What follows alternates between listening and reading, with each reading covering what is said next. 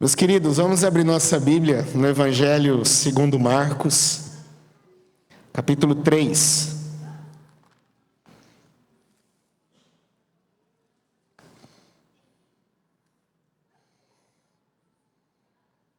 Hoje nós vamos encerrar esse capítulo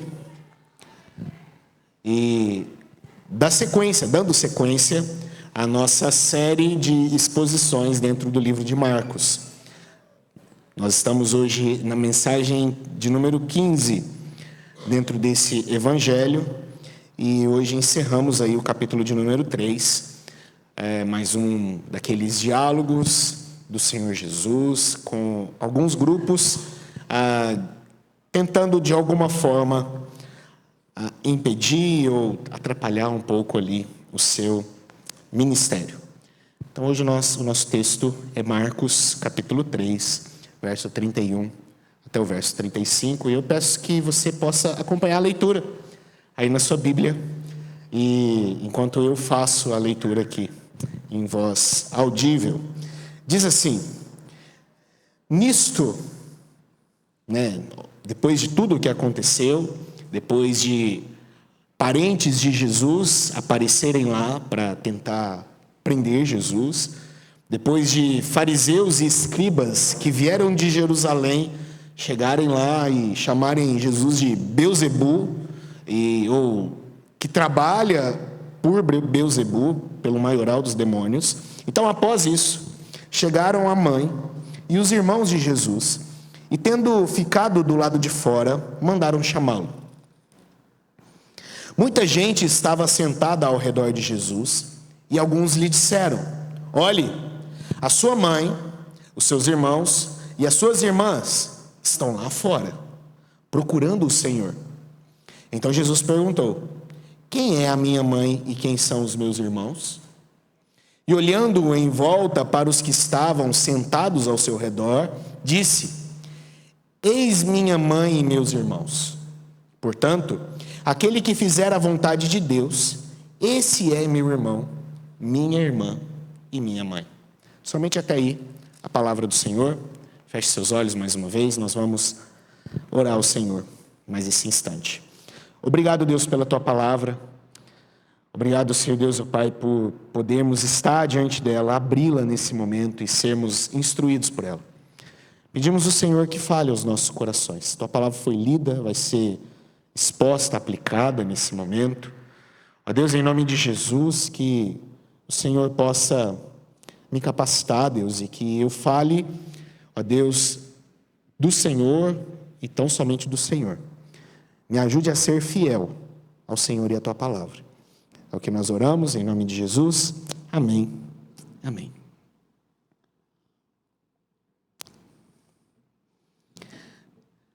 Eu não tenho família, eu não tenho amigos, eu tenho família.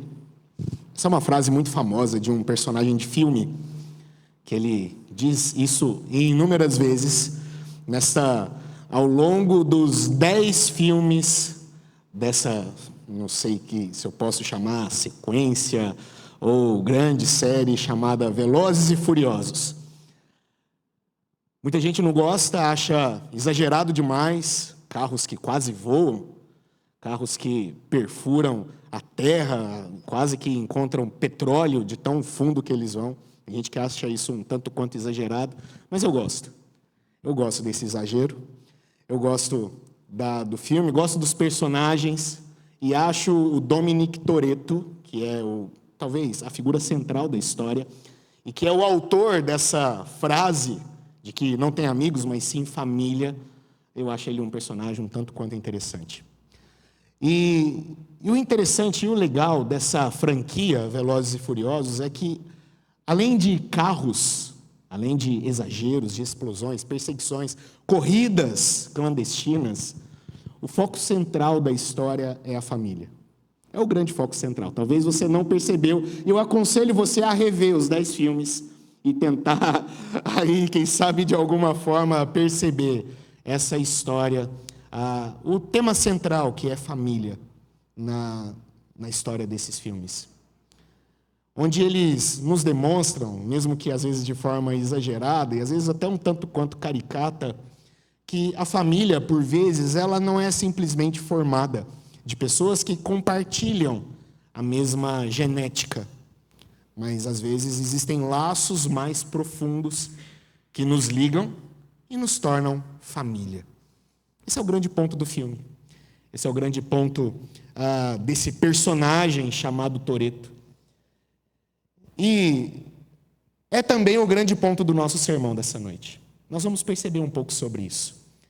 Que, por vezes, sim, há laços mais profundos que nos ligam, que nos tornam família, laços, às vezes, até mais profundos do que genética. Mais profundo do que tudo isso. É o que nós vamos ver no sermão desta noite. E o sermão que eu coloquei o título nele de Uma Grande Família. E nós vamos, então, analisar esse texto. Vamos ver algumas questões interessantes. E depois, no final, eu pretendo trazer algumas aplicações para todos nós. E que elas possam nos abençoar e nos edificar. Em nome de Jesus. Nós estamos aqui, queridos, em uma crescente dentro desse evangelho. Cada vez mais e mais Jesus vai se revelando. Ele vai mostrando quem ele é e para o que ele veio. Qual é o seu objetivo aqui? Qual é o objetivo da sua encarnação? Cada vez mais. Nós estamos nessa crescente dentro do Evangelho de Marcos. Perceba, Jesus ele já se demonstrou como sendo o Filho do Homem. Ele é o Filho do Homem. Ele é também o Senhor do sábado. Ele é o noivo. Ele é o que pode perdoar pecados.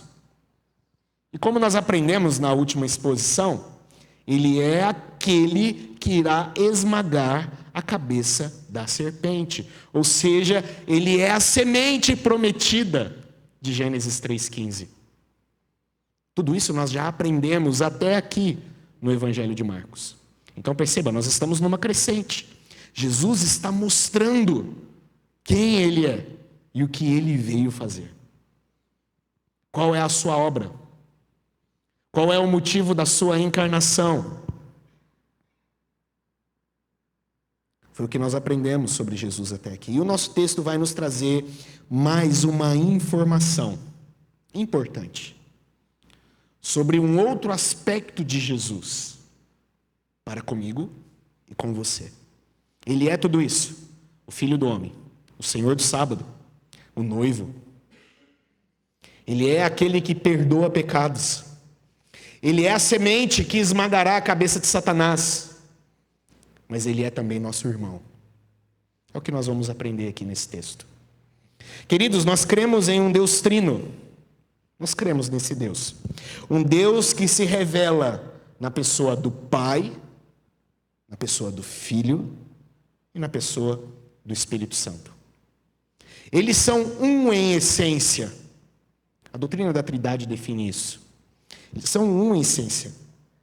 Mas o Deus Pai é o Deus que se revela como Pai eternamente. O Deus Filho é o Deus que se revela como sendo eternamente Filho.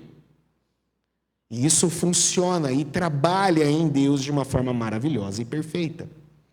Assim é a Trindade. São um só em essência. Mas é um Deus que se revela na pessoa do Pai, do Filho e do Espírito Santo. Ou seja, é um Deus que se revela através de unidade, mas também de diversidade. É o que nós aprendemos em Deus, no ser de Deus. E ao estudarmos quem é o Senhor, você compreende isso? Você já estudou sobre isso, provavelmente. Provavelmente você já ouviu falar sobre essas verdades. Mas você também precisa saber que este Deus, ao criar toda a humanidade, ele a cria com atributos compartilhados. Ou seja, a divindade, esse Deus trino, compartilha com o homem, com a sua criatura, de certos atributos. É certo que a palavra nos ensina que existem atributos que são incomunicáveis.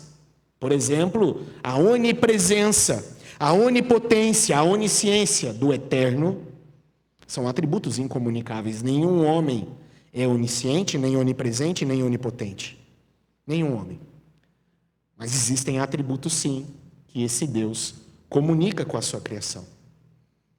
Esse Deus comunica com o seu povo. Atributos que são compartilhados com a divindade. Por isso nós somos chamados de a imagem e semelhança de Deus. Por isso o homem foi feito dessa forma.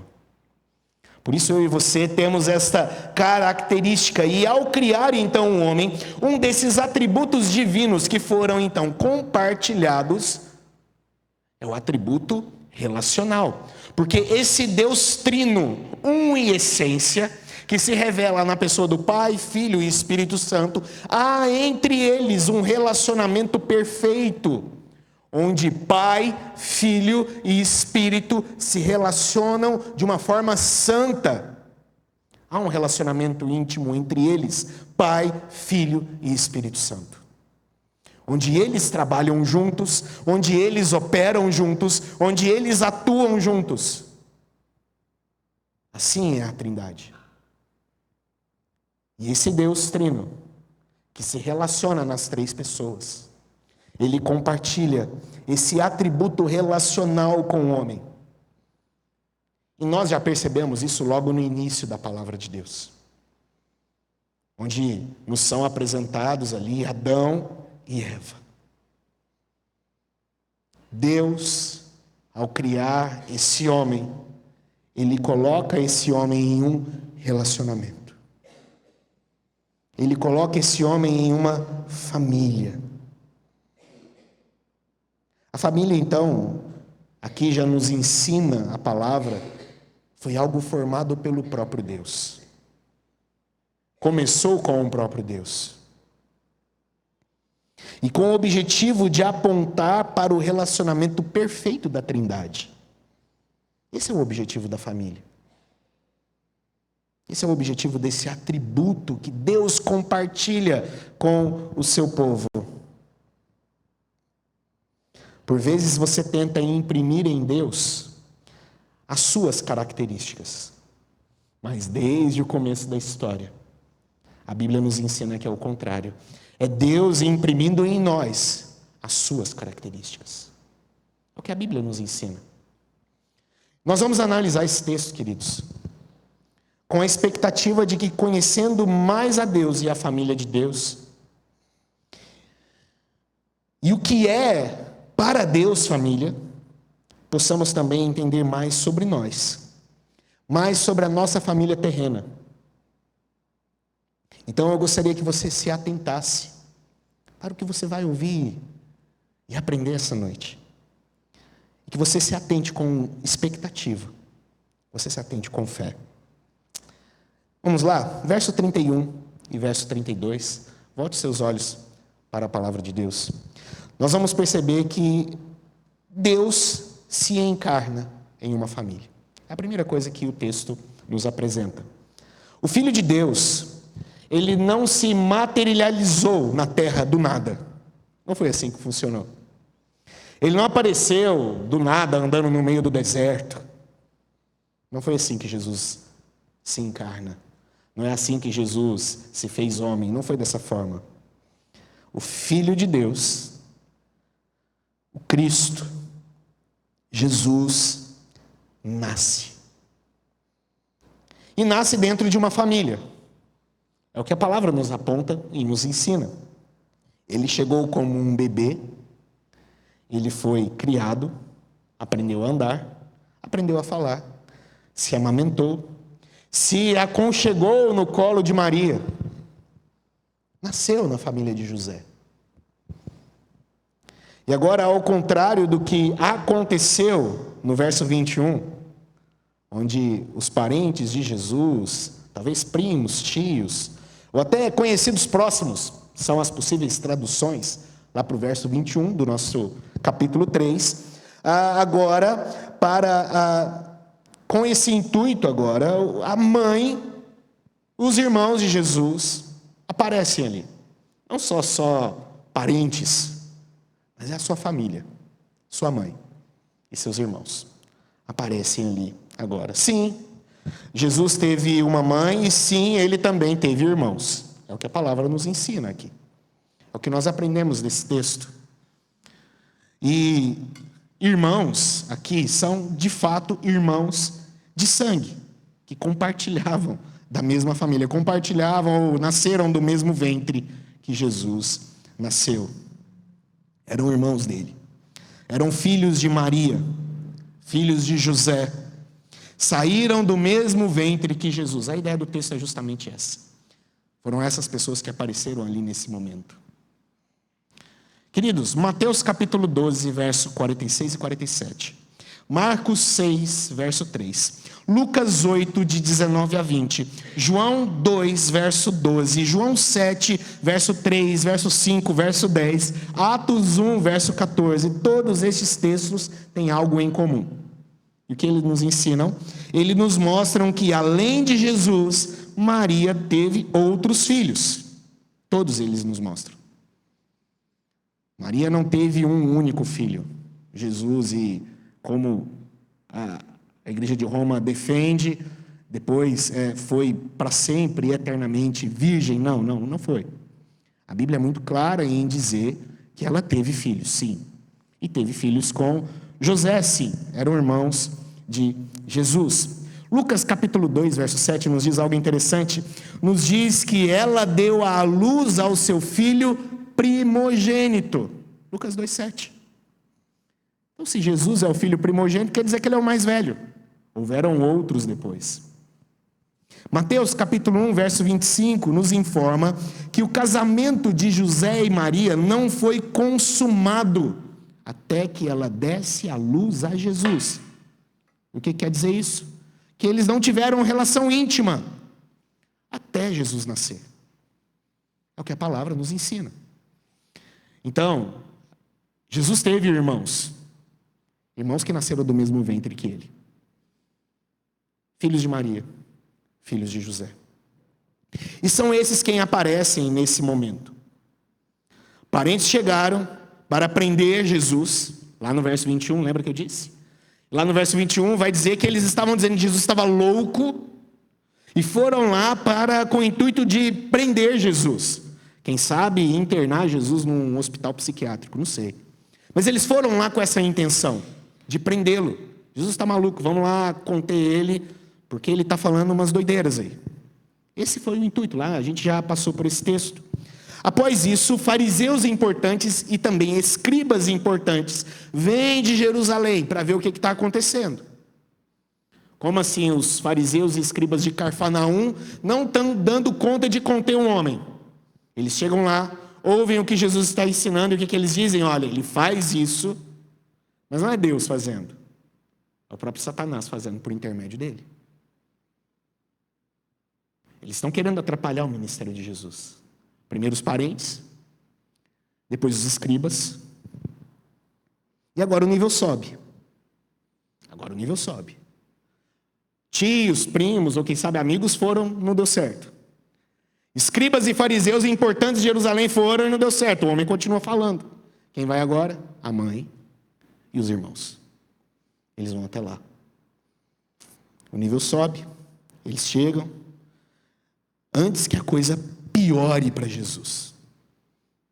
Talvez eles estavam com esse medo. Olha, se Jesus continuar dessa forma, ele vai ser preso. Pode ser que ele até seja condenado à morte. Então vamos lá. Vamos de alguma forma protegê-lo. Vamos tirar ele daquele local. Talvez essa eram as intenções de sua família, nós não sabemos. E o que acontece? A casa estava cheia. Mandam alguém chamá-lo. Isso vai passando, né, de um a outro, até que algumas pessoas, é o que diz o texto, dizem para Jesus, interrompem Jesus, dizendo: ei Jesus, sua mãe, seus irmãos estão te chamando lá fora. O que será que acontece? Será que Jesus pensa: ixi, agora o troço ficou sério, minha mãe apareceu. Lembra quando você fazia bagunça? Chegava um amigo e falava assim: sua mãe está te chamando lá fora. Você ia, agora lascou de vez. Será que Jesus pensou dessa forma? Será que os discípulos olharam um para o outro? Ih, cara, agora o troço ficou sério. O que vai acontecer com Jesus? Mas perceba, esse Deus que se encarnou em uma família, Ele é também o Deus que tem uma família verdadeira. E é o que Ele vai nos ensinar a partir do verso 33 até o verso 35. Jesus usa a interrupção de modo proveitoso. E Ele sempre faz exatamente isso. Essa não é a primeira vez que Jesus foi interrompido no Evangelho de Marcos. E não vai ser a última vez que Ele vai ser interrompido dentro desse Evangelho. Mas Ele sempre usa as interrupções de forma proveitosa. Ele sempre usa essas interrupções para ensinar alguma coisa. E não é diferente aqui. Interrompido enquanto estava orando, ele foi, capítulo 1, verso 35. Ele foi interrompido quando ele estava pregando para uma multidão, lá no capítulo 2, verso 1. Ele foi interrompido quando estava ali dormindo no barco, capítulo 4, verso 37. A gente vai ver isso ainda. Conversando ali com seus discípulos, capítulo 8, verso 31, ele vai ser interrompido também. Enquanto ele estava viajando, lá no capítulo 10, a gente vai chegar lá, verso 46, e ele sempre soube como transformar uma interrupção em uma oportunidade para uma grande declaração. Jesus sempre soube. E não vai ser diferente aqui. Para fazer algo maravilhoso, para ensinar algo maravilhoso. O que se esperava de Jesus nesse momento? Que ele parasse, talvez? Que ele fosse lá atender o pedido da mãe, fosse lá ouvir o que sua família queria com ele, fosse consultar a sua mãe, mas não. Jesus continua. Não foram os parentes, não foram os escribas e não será a sua família que vai interromper de seguir o seu ministério. Ele continua. Jesus faz uma pergunta estranha aqui no texto. Veja o que ele diz. Quem é a minha mãe? E quem são os meus irmãos? Talvez alguns até pensaram, ixi, endoidou mesmo esse cara. Agora ficou maluco mesmo. Estavam certos os parentes dele. Ele até não sabe quem é pai e mãe mais. Mas não. Jesus, ele então faz uma pergunta. Ele pergunta assim, quem é a minha mãe? Mas perceba, Jesus não estava louco aqui. Jesus está para ensinar agora uma nova definição, uma nova compreensão sobre qual é a sua verdadeira família. É isso que ele vai ensinar. E ele diz, olhando então ao redor, e declara o seguinte: eis a minha família, eis a minha mãe, eis os meus irmãos. Talvez você se pergunte agora, será que Jesus não amava sua mãe? Será que Jesus não amava sua família, para dizer algo assim? É claro que Jesus amava. É óbvio que sim. Queridos, nós não podemos nos esquecer que Jesus os considerava, e os considerava muito bem. A Bíblia nos ensina que Jesus é o homem sem pecado. Então, se houve alguém na história que soube o que é honrar pai e mãe, mandamento do Senhor, que soube cuidar, amar e tratar bem o próximo, esse alguém é Jesus. Se houve uma pessoa que soube fazer isso, é Jesus Cristo.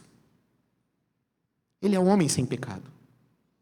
Não houve nele corrupção, não houve nele pecado algum. É o que a Bíblia nos ensina. Ele só podia amar a família que o acolheu, a família que o amou, a família que o ensinou o ofício de carpinteiro. Ele só podia amar a mãe que o amamentou, a mãe que o ensinou as primeiras palavras, a andar. Ele só podia amar. Ele é perfeito, sem pecado. Então sim, Jesus amou sua família. Sim, Jesus amou sua mãe. E perceba, seu amor e cuidado por Maria e pelos seus irmãos, e principalmente por Maria, era tão grande, que na agonia da cruz, Enquanto ele estava ali sofrendo, ele olha para João e diz: João, cuide de Maria. Cuide dela. Na agonia da cruz. Jesus amava Maria. Jesus amava sua mãe. Essas palavras aqui que ele diz nesse momento não comprovam que Jesus ame menos Maria ou menos a sua família. Não comprova. Alguns até dizem: tá vendo? Jesus não amava eles muito assim. Não comprova. Porque no momento de maior agonia, ele se lembrou dela e pediu que ela fosse cuidada, que ela fosse assistida. Queridos, o que está acontecendo aqui, na verdade, é a maior revelação do amor de Cristo pela sua família. É a maior revelação. E é algo que nós vamos perceber nesse evangelho mais para frente, mas o evangelho de João é muito claro em nos dizer algo. Capítulo 7, verso 5 do evangelho de João. Ali está acontecendo uma festa. E no meio daquela festa, lá no verso 5, nos é informado que os irmãos de Jesus não criam nele. Eles não criam em Jesus. Evangelho de João, capítulo 7, verso 5. O seu amor pela sua família aqui é tão grande, que ele faz questão que eles entendam qual é o seu ministério. O ministério de ser o Redentor e o Salvador, inclusive da vida deles. É isso que Jesus quer que eles entendam. É isso que Jesus quer que eles compreendam aqui nesse momento. Os parentes tentaram impedir. Os fariseus tentaram impedir. E agora sua mãe e seus irmãos tentam impedir. E Cristo os ama tanto que ele diz: não. Vocês não vão me impedir de fazer o que eu vim fazer. O meu ministério é o ministério da redenção, de ser o Salvador. É isso que Cristo nos ensina aqui. É isso que Cristo ensina aqui para a sua própria família. E ele diz: eu tenho uma família que está acima. Jesus está se mostrando aqui agora não como o filho de Maria, mas sim como o filho de Deus. Eu tenho uma família diferente, é o que diz Jesus. Eu tenho uma família que tem interesses diferentes, é o que diz Jesus. E estes interesses diferentes são os meus interesses. E eu vou servir essa família. É o que Jesus ensina aqui para eles. É o que Jesus está nos ensinando aqui nesse texto. Quem são estes? Ele diz no verso 35. É o que ele diz aqui no verso 35. Aquele que fizer a vontade de Deus, este é o meu irmão, minha irmã e minha mãe. Jesus está mostrando aqui para sua família: isso também se aplica a vocês. Vocês também precisam fazer a vontade do meu Pai. Vocês também precisam. A verdadeira família de Jesus é formada por todos aqueles que fazem a vontade de Deus. É a grande lição aqui do nosso texto, é o tema central aqui do nosso texto. Por isso a grande família. Aqueles que fazem parte, eles fazem a vontade de Deus. Meus queridos, Jesus tinha uma família terrena. E aqui nós já entramos nas aplicações desse sermão. Mas ele, sendo filho de Deus, tem uma família espiritual. Ele tem. E Jesus deixa claro que ele veio para fazer a vontade do seu Pai. Existem dois motivos que alguns interpretam que o pai não foi mencionado aqui. Foram mencionados a mãe, os irmãos e as irmãs de Jesus. Alguns vão dizer que José provavelmente já estava morto aqui, por isso ele não foi mencionado. Por isso o pai não foi mencionado. Outros vão dizer que, na verdade, ele não é mencionado para deixar evidente a real paternidade de Jesus, que é o Filho de Deus. E Cristo enfatiza inúmeras vezes que ele veio para fazer a vontade do seu Pai que está nos céus. É o que Cristo veio fazer. O texto nos mostra então que a família terrena de Jesus tem um interesse diferente da família de Deus. E não pode ser assim. E meus queridos, isso acontece com muita frequência. Por vezes a minha família, ela tem interesses diferentes dos interesses de Deus. Por vezes a sua família tem interesses diferentes dos interesses de Deus. Isso acontece com frequência e mais do que a gente imagina. Costumeiramente, chamamos também a nossa igreja local de família. E pode ser que, como família barra igreja, tenhamos também interesses diferentes dos interesses de Deus. Pode ser que sim. Mas não pode ser assim. Pode ser que a sua agenda familiar tenha interesses diferentes da agenda de Deus. Pode ser assim. Mas não deve continuar assim. Entenda, querido, por vezes, ao abraçar os interesses de Deus, nós iremos conflitar com os interesses da nossa família. Por vezes, isso vai acontecer. Quando você resolve abraçar os interesses de Deus, pode ser que você entre em conflito. Pode ser que sim. A pergunta é: você está pronto para isso? Você se acha digno de ser discípulo de Cristo? É isso que ele diz. Aquele que não aborrece pai, mãe ou sua família por mim não é digno de ser o meu discípulo. Você está pronto para isso? Nós podemos aprender lições importantes aqui. A primeira delas é que na família de Deus, o filho tem a primazia. E o filho é Cristo. A mãe e os irmãos de Jesus chegaram na casa, mandaram chamar Jesus. E o que eles pensaram? Pô, nós temos a primazia, eu sou a mãe dele. Aos irmãos dele. E aqui está um problema grandioso. Porque muitas pessoas acham que Cristo é um tipo de artista pop. Sabe, um artista famoso, um cantor famoso, um ator famoso, sei lá, talvez, um escritor famoso, ou um pensador famoso, não sei. Algumas pessoas acham que Jesus é esse tipo de pessoa. E que os seus seguidores são aqueles que vão ficar no camarote. Talvez com acesso ao camarim dele, para tirar foto. Tem pessoas que veem Jesus dessa forma. Tem pessoas que olham para Jesus e acham que, não, nós temos, direitos.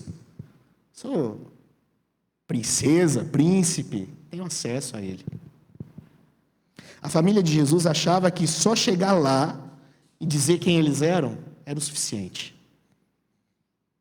Chega lá tentando dar uma carteirada, eu sou a mãe dele. Mas não é dessa forma. Na família de Deus, é o filho quem tem a primazia. O apóstolo Paulo, em Colossenses capítulo 1, deixa isso muito claro.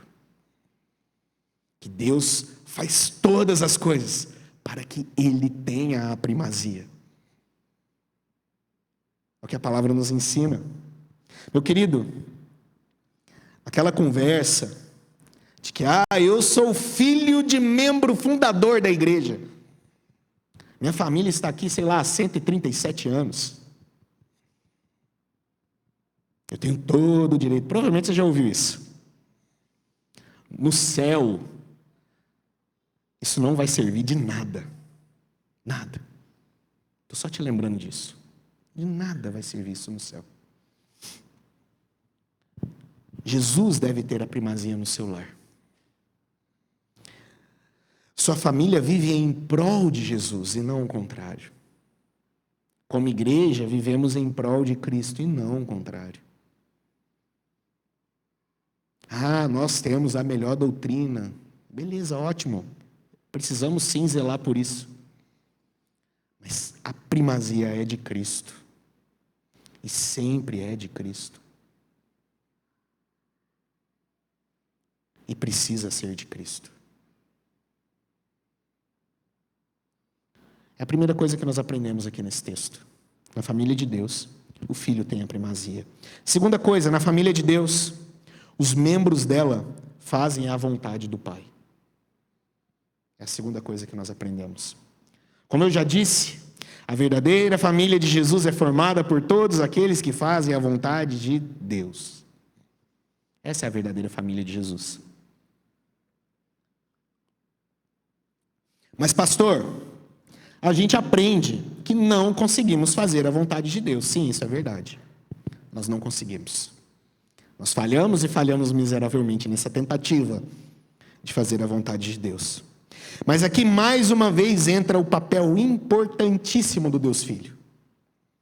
Jesus, sendo o irmão mais velho, sendo o filho unigênito, ou seja, o único gerado de Deus, ele veio ao mundo para abrir caminho e para chamar novos filhos e filhas.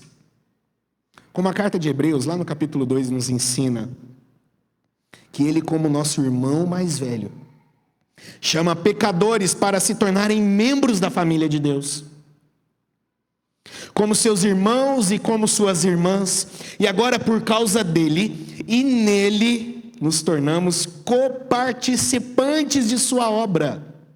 Ou seja, ele, como aquele que obedeceu ao Pai em tudo, nós nos tornamos coparticipantes. Isso é maravilhoso, queridos. É maravilhoso. É em Cristo Jesus que essa obra maravilhosa acontece. Romanos 8, verso 17, texto que nós lemos aqui no início, na nossa liturgia, nos diz: se somos filhos, somos também o quê? Herdeiros. Herdeiros de Deus e co-herdeiros com Cristo. Se com Ele sofremos, também com Ele seremos glorificados. É o que nos ensina a palavra do Senhor. Jesus nos ensina que por causa dele, eu tenho uma nova agenda agora. Por causa dele, eu tenho agora uma vida com novas prioridades. Você também. A minha família tem uma nova agenda agora e novas prioridades, a sua também. Nossa igreja tem uma nova agenda e novas prioridades. E novas prioridades. A pergunta é: o que você prioriza hoje? O que eu tenho priorizado hoje? Será que você prioriza o bem-estar do seu filho em detrimento de o confrontar por um pecado que ele comete? Será que você tem priorizado isso? Será que você prioriza a sua alegria em detrimento de obedecer à vontade de Deus? Será que você prioriza o seu orgulho em detrimento de assumir os seus pecados e se sujeitar à disciplina do Eterno? Será? O que você tem priorizado? O que nós priorizamos? Como família barra igreja, vamos priorizar o bem-estar dos nossos membros em detrimento da fidelidade bíblica? O que nós priorizaremos? A vontade de Deus. As vontades de Deus, muitas vezes, e não são poucas vezes, entenda isso, irão conflitar diretamente com as suas vontades, com as vontades da sua família. Não são poucas vezes, são muitas vezes. Frequentemente as pessoas que estão ao seu redor, elas vão se decepcionar com você, porque esperam de você uma atitude, mas porque você é membro de uma família sobremodo excelente, você não vai fazer. E eles vão se decepcionar com a sua atitude. Você está pronto, você está pronta para ser impopular? Você está pronto para isso? Porque às vezes nós vamos decepcionar pessoas por priorizar Deus. Por vezes vai acontecer isso. Terceira coisa, e última coisa, que nós aprendemos aqui nesse texto.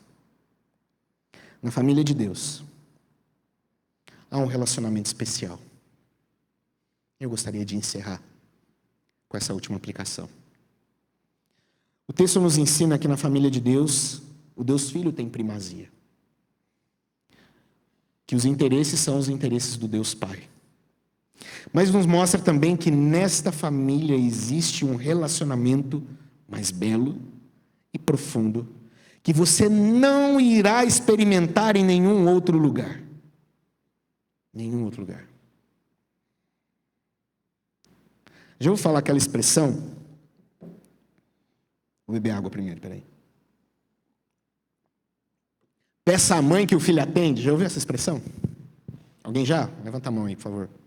Acho que todo mundo, né? Já ouviu essa expressão. Uma expressão bem comum. Uma expressão que existe, né, muito aí nos nossos dias. Essa frase ensina que Maria possivelmente desfruta de uma posição diferente em relação a Cristo. O que essa frase ensina. Mas essa porção da Bíblia nos ensina que ninguém, nem mesmo Maria, pode estar mais próximo de Jesus do que você possa estar. Ninguém. É o que o texto nos ensina aqui. E veja que verdade maravilhosa para você. Ninguém pode ter um relacionamento mais próximo de Jesus do que você também possa ter. O que nós aprendemos aqui nesse texto? Jesus ama Maria? Sim, ama. Imagina como Ele ama você. Jesus ama os seus irmãos? Sim, ama. Mas imagina o quanto Ele também te ama. O texto também nos ensina sobre isso. Queridos, eu gostaria que você entendesse algo hoje, em nome de Jesus. Não há nenhum relacionamento mais próximo com Jesus do que o relacionamento de ser filho de Deus e irmão verdadeiro de Cristo. Não há outro nível de relacionamento. Esse é o teto. Filho de Deus e irmão de Cristo. Não há um relacionamento maior do que esse com Jesus Cristo. Não há uma vida relacional com o nosso Deus maior do que essa. É o que o texto nos ensina aqui. Jesus está aqui apontando para o mais belo e perfeito relacionamento dele com o seu povo. Povo que ele está comprando com o seu sangue. Esse relacionamento é o maior, é o mais próximo e mais íntimo do que qualquer relacionamento que Jesus teve com a sua família terrena. Qualquer outro. E querido, se você está nessa condição de filho de Deus, de irmão de Cristo, se você está nesse relacionamento paterno, de adoção, não há ninguém, entenda isso, não há outra pessoa que possa estar entre você e Deus, não há ninguém que possa intermediar essa relação, uma vez que você já está o mais próximo de Cristo que qualquer outra pessoa poderia estar. Não há ninguém. Não há ninguém. Não existe sacerdote, não existe pastor, não existe pessoa que já está no céu que possa entrar no meio dessa relação. Não existe. Você já está no relacionamento mais próximo e íntimo que qualquer outra pessoa pode ter com Cristo. Filho de Deus, irmão verdadeiro de Jesus. O Senhor Jesus tem uma família. Deus tem uma família. E nessa família a primazia é do Filho. Entenda isso. Os interesses são os interesses do Pai. Entenda isso. E o relacionamento que temos nela é um relacionamento íntimo e próximo com Deus e com Cristo. E essa família, queridos, ela é eterna. Ela é eterna. Essa família, ela se reúne no céu. Mas ela tem um lugar aqui na terra em que ela se reúne, em que ela se manifesta. Hoje existe um lugar onde nós podemos desfrutar as bênçãos de se viver como família de Deus. Existe um lugar. E esse lugar se chama igreja. É o único lugar onde é possível experimentar das bênçãos de ser família de Deus. Não existe outro lugar. É aqui que o povo se reúne em volta da palavra, para conhecer mais quais são os interesses do Pai. É aqui que a gente faz isso. É aqui que o povo se reúne para adorar e glorificar a Cristo Jesus. É aqui que Cristo demonstra a sua primazia. É aqui. É na igreja. É aqui que aprendemos sobre esse íntimo relacionamento com Ele. É aqui que nós nos exortamos mutuamente. É aqui que nós demonstramos esta irmandade divina na terra, enquanto estamos aqui vivendo. A família e a igreja é o lugar onde você vive hoje e continuará vivendo sendo família de Deus. É aqui. Me estranha pessoas que querem fazer parte da família de Deus, mas não querem presenciar isso na igreja. Me estranha. Algo está errado. Algo está muito errado.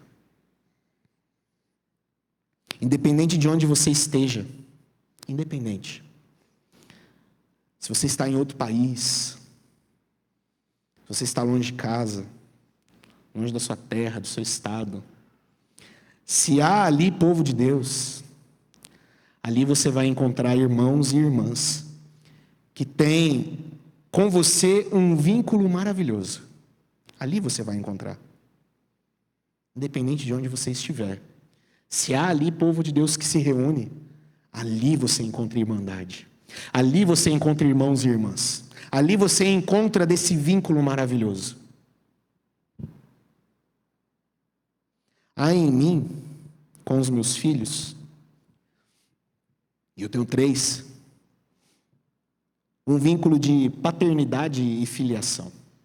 Há entre eu e eles esse vínculo.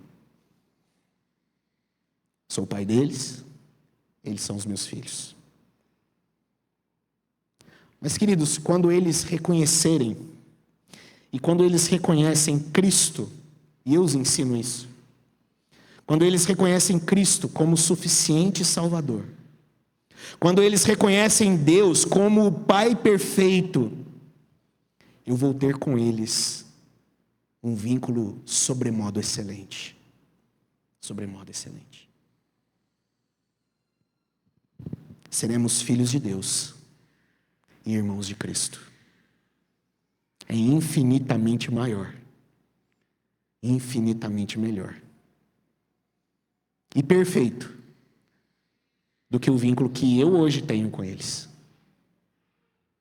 Entenda isso, querido. Entenda isso. Que Deus abençoe muito a vida de vocês. Que esses princípios se apliquem na vida e na família de vocês. Que cresçamos, que Cristo tenha primazia. Que venhamos nos importar com os interesses do Pai e não os nossos. E que venhamos aproveitar desse maravilhoso relacionamento que nós temos com Deus. Em nome de Jesus. Amém? Feche seus olhos. Gostaria de orar por você.